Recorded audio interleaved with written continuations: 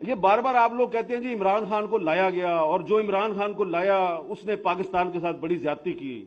بالکل زیادتی کی، لیکن کبھی آپ نے سوچا ہے کہ عمران خان کو کیوں لایا گیا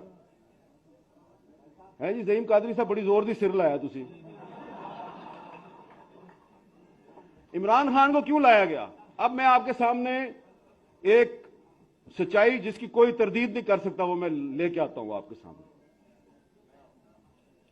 عمران خان کو اس لیے لایا گیا کہ اس کو لانا نہیں تھا.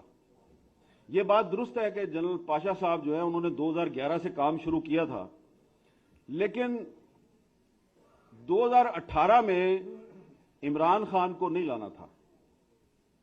2018 کے الیکشن سے کچھ ہفتے پہلے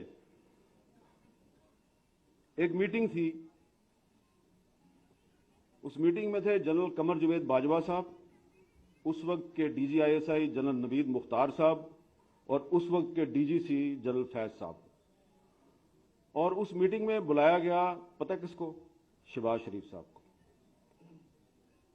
اور شہباز شریف صاحب کو بلا کے یہ کہا گیا، جی پوچھا گیا یہ بتائیں جی کہ اگر آپ ملک کے وزیر اعظم بن جائیں تو آپ کی کیبنٹ میں کون کون ہوگا؟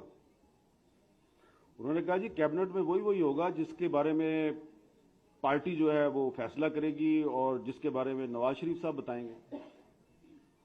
انہوں نے کہا اچھا آپ کا جو وزیر خزانہ اور وزیر خارجہ وہ کون ہوگا؟ انہوں نے کہا جی پارٹی فیصلہ کرے گی اور نواز شریف صاحب بتائیں گے. انہوں نے کہا اچھا یہ بتائیں کہ اگر ہم آپ کو یہ کہیں کہ آپ نے ہر کام نواز شریف سے پوچھ کے نہیں کرنا تو یہ کیسا رہے گا؟ تو انہوں نے بڑے طریقے سے کہا جی کہ دیکھیں میں تو میری بڑی ایک اوپن پوزیشن ہے، میں تو اسٹیبلشمنٹ سے لڑائی کا حامی نہیں ہوں اور یہ میں کچھ چھپا کے تو بات کرتا نہیں، لیکن دیکھیں میری پارٹی کے لیڈر نواز شریف صاحب ہیں تو آخری فیصلہ تو وہی کریں گے اور پارٹی کرے گی. آپ مجھ سے یہ توقع نہ کریں کہ میں نواز شریف صاحب جو ہے ان کے خلاف جاؤں گا. جناب وہ بڑی لمبی میٹنگ تھی اور میٹنگ کا اختتام جو ہے وہ یہ ہوا کہ شہباز شریف صاحب نے ان کو کہہ دیا جی کہ اگر آپ یہ سمجھتے ہیں کہ آپ مجھے وزیر اعظم بنائیں گے اور وزیر اعظم بننے کے لیے میں اپنے بھائی کا ساتھ چھوڑ دوں گا تو یہ میں آپ کے ساتھ جھوٹ نہیں بولوں گا، میں نے ایسا نہیں کرنا.